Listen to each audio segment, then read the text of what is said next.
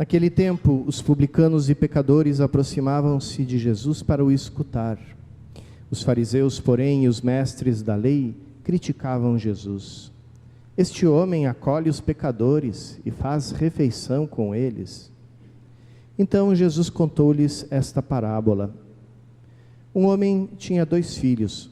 O filho mais novo disse ao pai: Pai, dá-me a parte da herança que me cabe. E o pai dividiu os bens entre eles.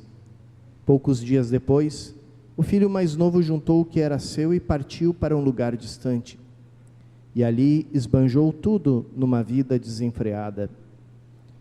Quando tinha gasto tudo o que possuía, houve uma grande fome naquela região, e ele começou a passar necessidade.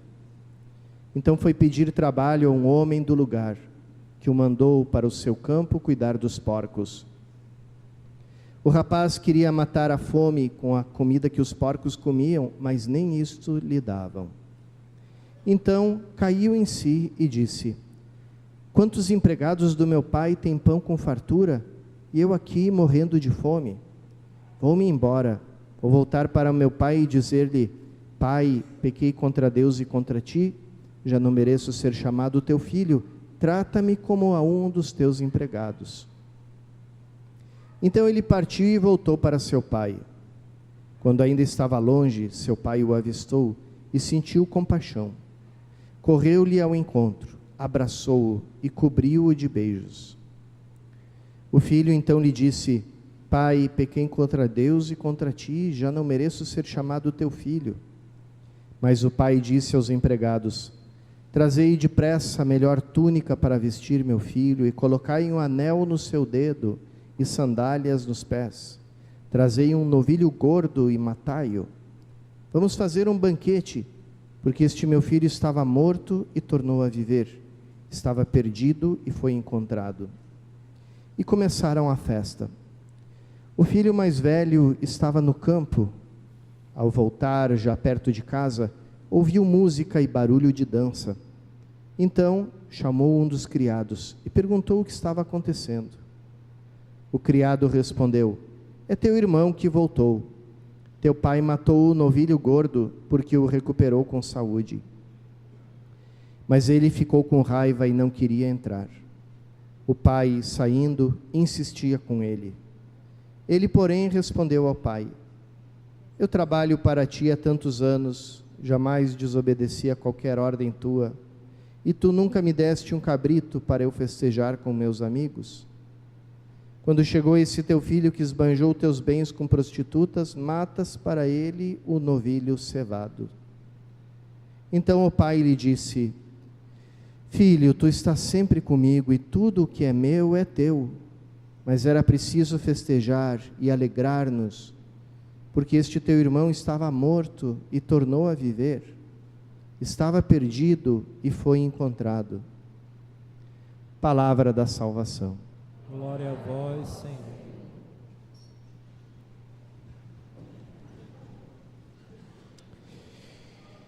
Irmãos e irmãs, mesmo que a gente tenha lido e escutado 1000 vezes essa parábola de Jesus, a gente sempre se emociona quando escuta de novo essa que um grande escritor definiu como a coisa mais bela que já foi escrita em toda a história da humanidade, e que tradição cristã chama a parábola do filho pródigo, quer dizer, o filho esbanjador. Ainda que essa parábola não seja sobre o filho, mas sim sobre o pai, alguns de fato chamam hoje em dia essa parábola de parábola do pai misericordioso, mas eu gosto de chamar essa parábola, já que a gente pode inventar nomes para ela, porque não está escrito o nome dela no Evangelho, o pai incompreendido, porque aqui Jesus fala o tempo todo de uma maneira de agir que não é compreendida, que não é entendida. Começa pela própria atitude de Jesus com os pecadores, não é compreendida. Como nos dias de hoje também, naquela época, confundiam aquilo que muitas vezes se diz, a igreja odeia o pecado, mas ama o pecador. Às vezes a gente, para amar o pecador, se sente obrigado a dizer que aquele pecado dele não é pecado. E aí a gente começa a passar a mão na cabeça das pessoas e dizer, não, isso não é nada, hoje em dia é tudo normal, a igreja tem que se adaptar, essas coisas antes eram pecado, agora não são mais. Ou então o contrário, a gente confunde a aversão ao pecado com a aversão ao pecador. Então não quero conversa contigo, muda de vida, depois vem falar comigo, se passar por mim na rua eu faço cara feia, porque eu estou sabendo o que você anda fazendo, e estou fora, não vem ter amizade comigo, não, qualquer sorriso que eu der para ti significa que eu estou aprovando a tua conduta, então aqui a cara é essa feia, amarrada mesmo, e não tem conversa.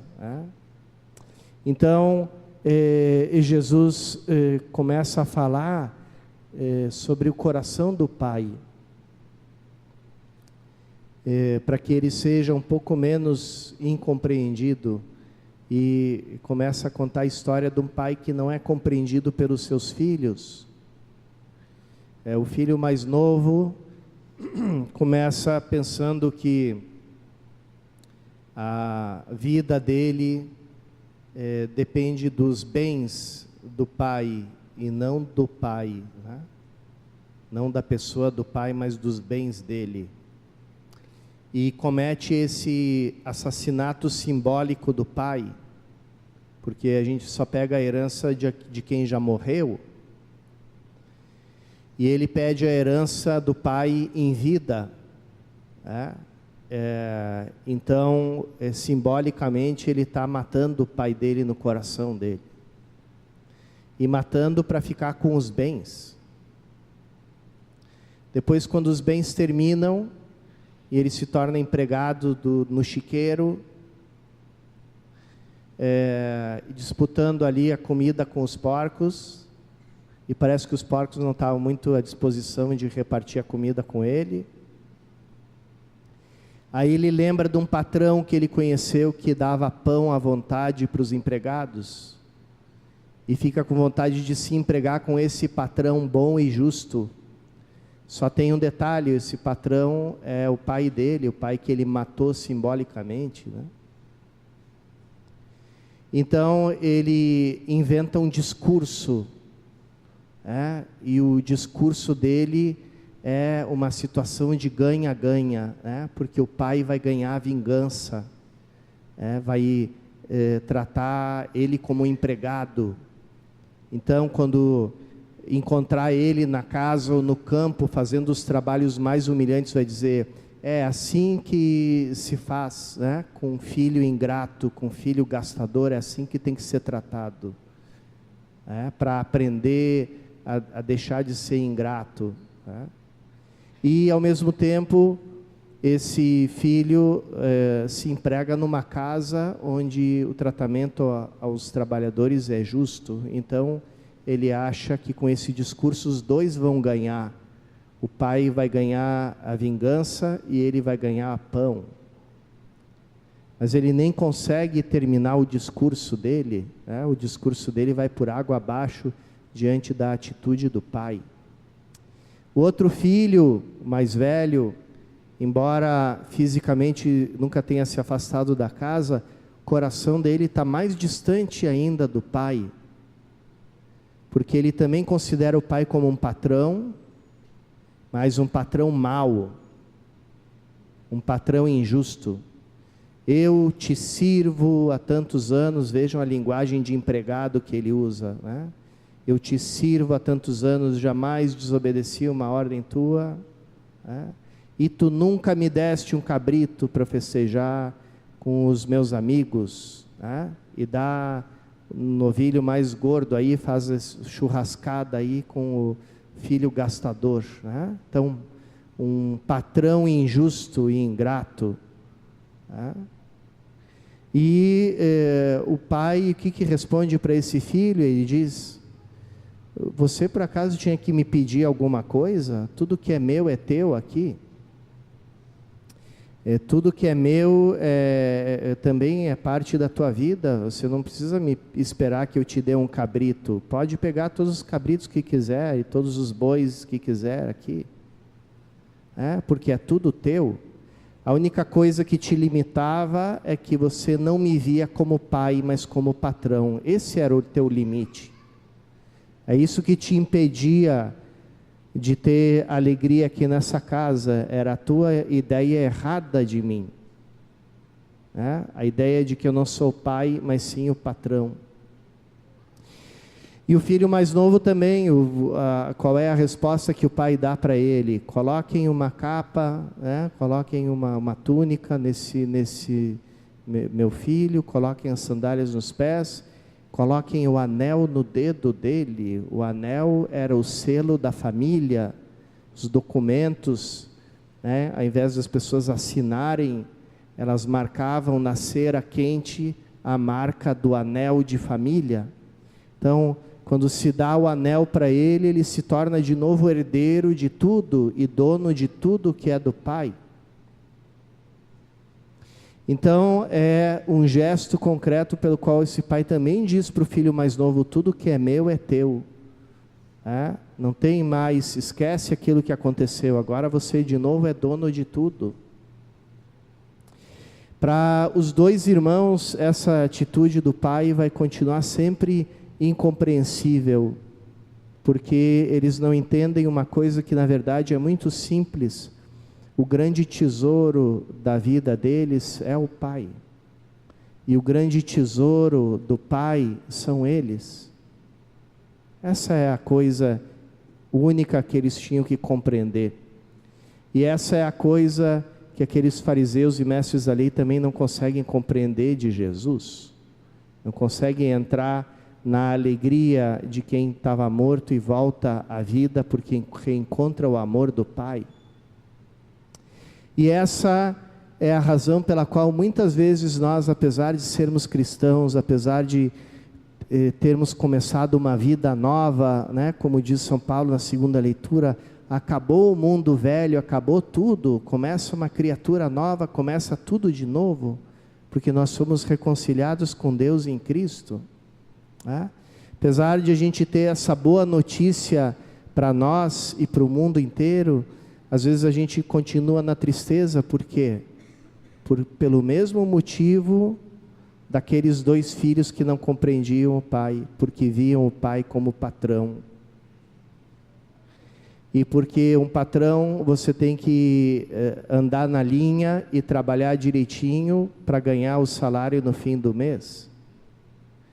Mas o amor em Deus não está no final do mês, está no início de tudo. Ele começa amando, e Ele te ama independente daquilo que você faz, independente das tuas qualidades, dos teus defeitos, dos teus vícios, dos teus pecados, independente de tudo, Ele te ama. E é isso que não entra na nossa cabeça, porque a gente acha sempre que precisa merecer o amor. E então a gente entra numa busca, até mesmo na vida espiritual, uma busca preocupada, aflita, neurótica pela perfeição, para a gente depois apresentar a Deus o nosso boletim cheio de nota A, de nota 10, E Deus não precisa de nada disso, porque Ele ama cada um do jeito que é. É isso que mudaria a nossa vida e nos faria viver nesse mundo novo e nessa nova criação, se a gente conseguisse entender simplesmente isso: Deus me ama do jeito que eu sou, como eu sou, independente do que eu faço. Me ama com amor infinito. Me ama porque me ama porque Ele me quer, me ama porque Ele é Deus, porque Ele é amor, e porque eu sou quem eu sou, obra das mãos dEle. E é por isso que Ele me ama, e não tem outra razão, não tem outro motivo, não tem outra recompensa. É só isso. e eu deixo de pecar, eu deixo de fazer o mal, e eu procuro me converter e viver uma vida cristã, não porque eu tenho um boletim para apresentar no final do bimestre para ele, mas porque é tão bom estar com ele, é tão bom estar na casa dele, que eu não quero me afastar dele de maneira nenhuma. Então eu vivo a minha vida cristã por amor, e vivo na alegria da casa do Pai. E é isso, irmãos e irmãs, que Cristo quer nos ensinar hoje, tirar um pouco essa dureza do nosso coração, que vê a Deus como um patrão, que vê a Deus como aquele que depende das nossas boas obras para nos amar, e tirar também essa dureza do coração que vê os nossos irmãos e irmãs, principalmente os mais pecadores, do mesmo jeito, né? Você não merece ser amado por Deus porque você é pecador, então eu também não te amo.